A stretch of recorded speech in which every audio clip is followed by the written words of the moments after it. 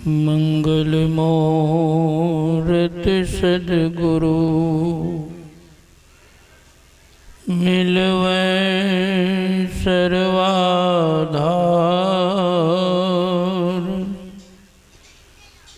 मंगलमय मंगल करन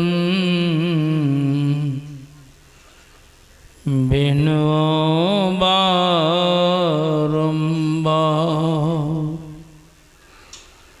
धन्य धन्य सद्गुरु सुखदा महिमा कही न जा। जो कुछ कहूँ तुम्हारे कृपा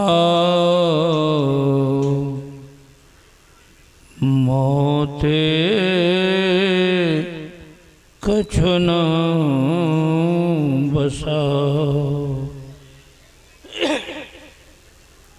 परम पूज्य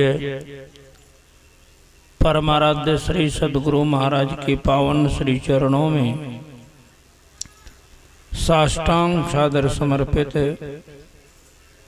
स्वनिवासित पूज्यपाद महर्षि योगानंद परमहंस जी महाराज की भी श्री चरणों में कोटिशः नमन। मंचासीन गुरुजन, वंदनीय साधु समाज, सत्संग प्रेमी सदात्माओं, परमादरणीय माताओं, भक्तिमती बहनों, आप सबों को मेरा हार्दिक नमन है। निवेदन है कि एक बार उच्च स्वर में सद्गुरु महाराज की जय घोष करें। बोलिए श्री सद्गुरु महाराज की जय। अभी हम आप सुन रहे थे कि सहरसा जिला अंतर्गत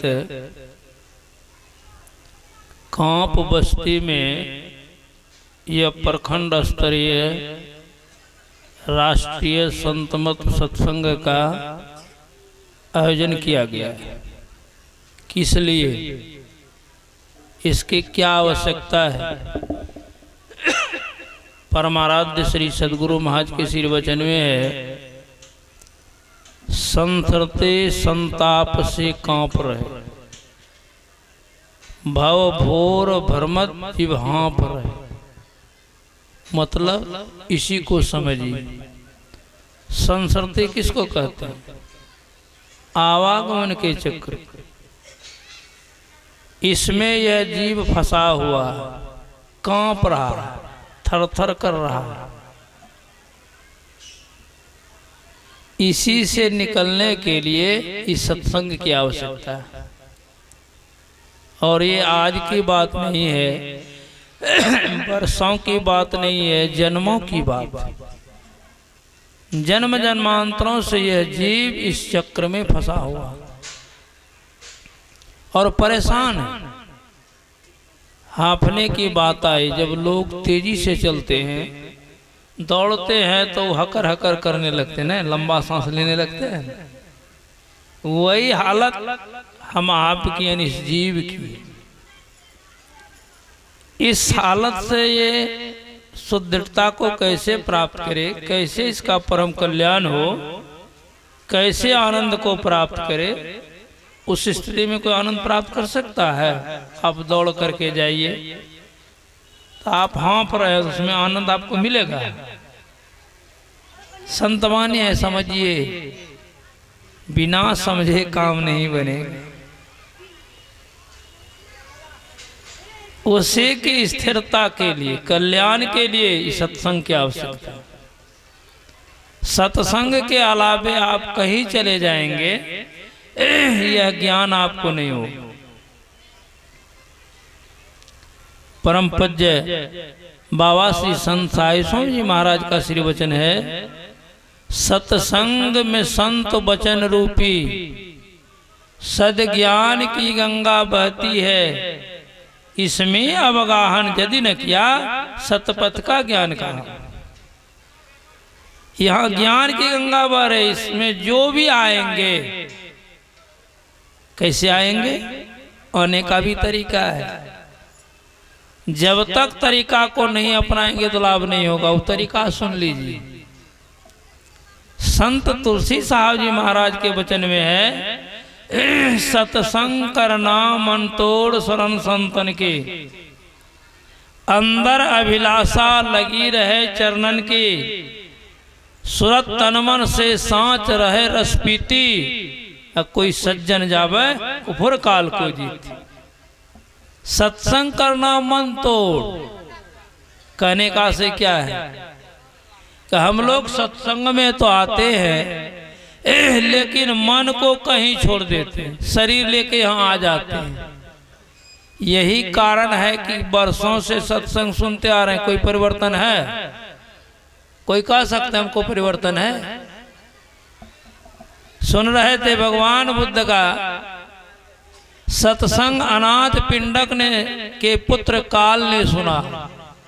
शर्त था कि एक भी बात याद करके आओगे तब 1 लाख रुपये देंगे, ऐसे नहीं। तो मनोयोग पूर्वक सुनना पड़ेगा एक बात सीखने के लिए। एक बात भी सीख लेंगे तो आपका जीवन बदल जाएगा। जैसे एक गांव में एक ठग था, चोर, उसको 7 लड़का था। ठग को मन में हो गया कि हम बचेंगे नहीं, मर जाएंगे। सब बेटा को बुलाया, कहा कहीं भूल चूक से सत्संग में जाएगा तो इसकी चोरी छूट जाएगी, पेट पर आफत हो जाएगा। इसलिए सबका देखो, जो कुछ करना है करना, लेकिन सत्संग में नहीं जाना। कहा ठीक है नहीं जाएंगे। बूढ़ा मर करके चला गया। अब कहीं सत्संग हो तो ये लोग नहीं जाए। संजोग से एक बार डकैती करके आ रहा था। सुबह का सत्संग था, दूर दूर तक आवाज जा रही थी। उनका जो सरदार बड़ा भाई था, ज्यों ज्यों नजदीक आया उसके पैर में कांटा चुभ गया। तब कान में उंगली दे के निकलता था कि सत्संग की आवाज कान में नहीं जाए। अब क्या करेगा? वो उंगली खींच करके कांटा फेंकने में जितना उसको समय लगा कान में देने के में, उसी बीच में महात्मा जी ने कहा कि देखिए, सदुपदेश बस कह रहा था कि देवता को परछाई नहीं होती। एक शब्द सुना, ध्यान से सुनिएगा। मायदे का तो ध्यान कभी सत्संग पर नहीं होता। अरे जहां जगह मिले हो बैठ के सुनिए न। बीचे में ठेलाम ठेल करते हैं, चढ़ के छाप के जाते हैं, ये अच्छी बात है। इसीलिए न कहे कि सत्संग लोग सुनते हैं, व्यवहारिक ज्ञान से दूर रहते हैं, कभी अपनाते ही नहीं है। अपने भी कष्ट, दूसरों को भी कष्ट। क्या चल रहे, पीछे बैठ के नहीं सुन सकते हैं? पीछे आए तो पीछे बैठिए। नहीं आएंगे पीछे, अब बीचे में ठेलते ठालते जा करके वहां पहुंच जाए। अब जिनको सुनने में व्यवधान होगा, वो क्या मने मन आपको आशीर्वाद देगा कि माताजी बड़ा बढ़िया किए, आपको क्या मिलेगा? कुछ मिलेगा? ध्यान दीजिए, सत्संग में बिल्कुल शांति होनी चाहिए और जहां जगह मिले वहीं बैठ जाइए। क्योंकि सत्संग पंडाल में जगह इंच भर भी खाली नहीं होता। कटिहार जिले की बात है, याद रखिएगा। मैं आगे बढ़ रहा हूँ, किसी से हम पूछ सकता हम क्या बोल रहे थे, इसीलिए मैं सचेत करती हूँ। वहां बहुत बड़ा पंडाल बनाया गया था। परमाराध्य श्री सदगुरु महाराज का प्रोग्राम और सतलोक वासी पूज्यपाद श्रीधर दास जी महाराज व्यवस्थापक। गुरु महाराज जब मंच पर गए तो कहा, मैं आयोजकों से निवेदन करता हूं कि और पंडाल बढ़ा दिया। तो सब लोग एक दूसरे का मुंह देखते थे, इतना पंडाल अभी खाली है। इतना लंबा पंडाल है और थोड़ा सा लोग आगे में बैठे हुए, तो गुरु महाराज क्यों कह रहे पढ़ाने? तो संतन की गति गोई दादू जाने ना कोई, अंठा दी। फिर अपराह्न काल में गुरु महाराज वही निवेदन करते कि मैंने कहा कि पंडाल को बढ़ा दीजिए, इन लोगों ने नहीं बढ़ाया, लोगों को तकलीफ हो रही। तो लोग तो सब तरह के होते। पूज्य श्रीधर बाबा से कहते हैं कि हुजूर इतना पंडाल खाली है, अब पंडाल बढ़ा के क्या करेंगे? का पंडाल खाली है? श्रीधर बाबा उनके माथे पर हाथ रख दिए, कहा देखिए तो। देखा पंडाल में खचा खच, फिर इतना सा भी जगह नहीं, अब बाहर लोग खड़े दंग रह गए। चूंकि सत्संग में 33 करोड़ देवी देवता सब आते हैं, अब बताए उसके लिए कितना जगह चाहिए? अब उसी में लात मार के ठेल ठाल के जो लोग आते हैं, उसका भला होगा कि हानि होगी? विचार कीजिए, मैं केवल सुना रहा हूं, कभी लाभ होगा? बड़े आदमी को लात लगाने वाले, उसको पैर दिखलाने वाले इस शिष्टाचार के तहत आता है नियम ऐसा।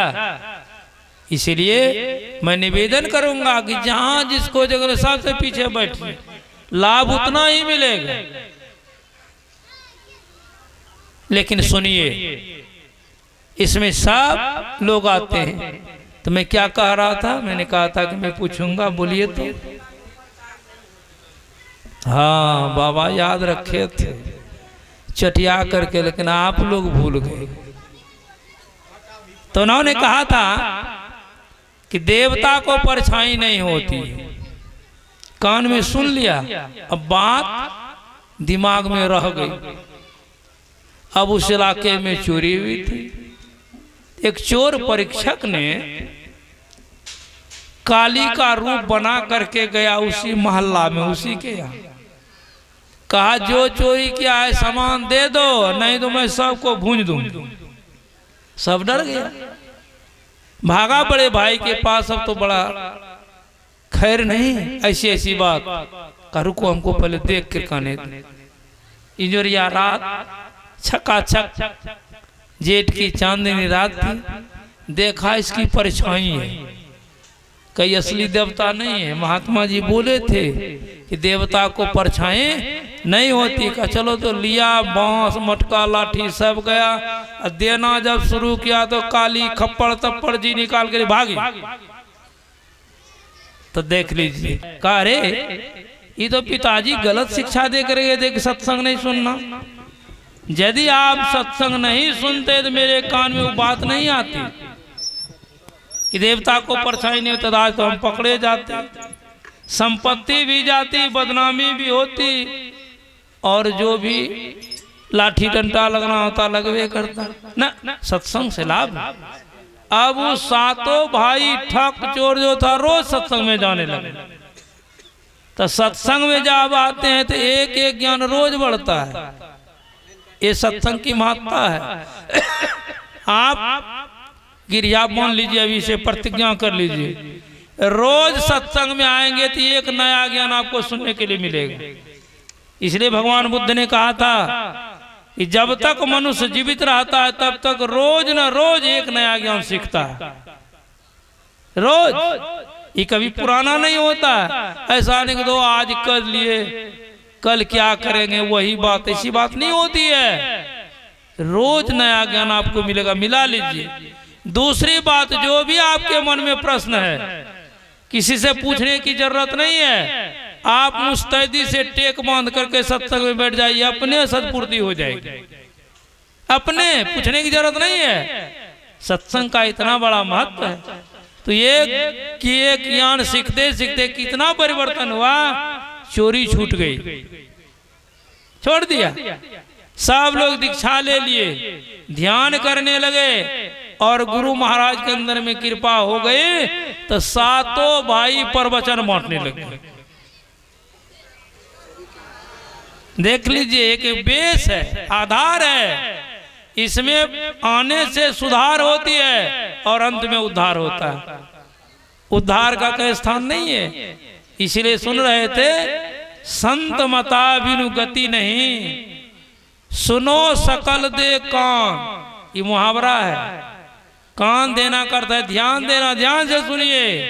और जो चाहो उद्धार को तो बनो संत संतान। बिना संत का संतान बने हुए किसी का परम कल्याण नहीं होगा, ना हुआ है। इसलिए सबों को चाहिए कि संतों का ज्ञान सीख करके अपना परम कल्याण करें। इसमें लाभ ही लाभ है। इसलिए कवि साहब ने लिखा, इस सत्संग में लाभ बहुत है। बहुत का अर्थ क्या होता है? 2-4-10 हजार कि 2-4-10 लाख, अनकाउंटिंग, अनगिनती है। कितना लाभ?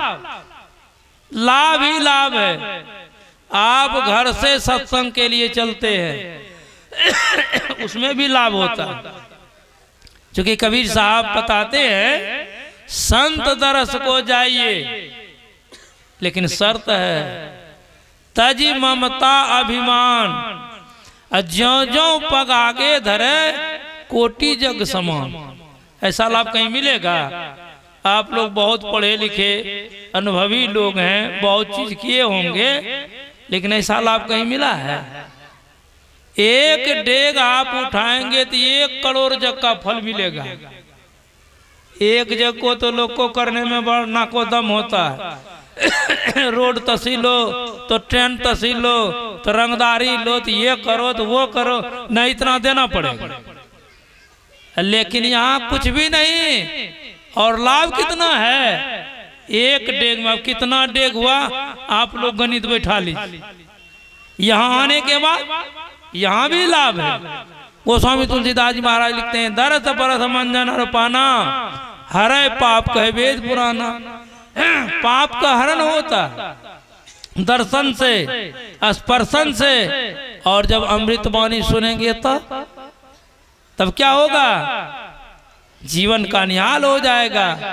इसलिए किसी ने बड़ा अच्छा लिखा भी, घड़ी धन्य ओ धरा धन्य जहाँ संत समागम होता है। धन्य धन व कुल परिवार जो ऐसा ज्ञान यज्ञ करवाता है। बड़भागी वे लोग सभी जो संत दर्श को आते हैं और संतों की अमृत वाणी सुन अपना जीवन सफल बनाते हैं। तब संत के प्रति मूर्ति हम लोगों के जीवन को सफल करने के लिए आ रहे हैं। मंच पर उनकी गाड़ी आ गई, हम लोग उठ करके स्वागत करें। बोलिए श्री सद्गुरु महाराज की जय।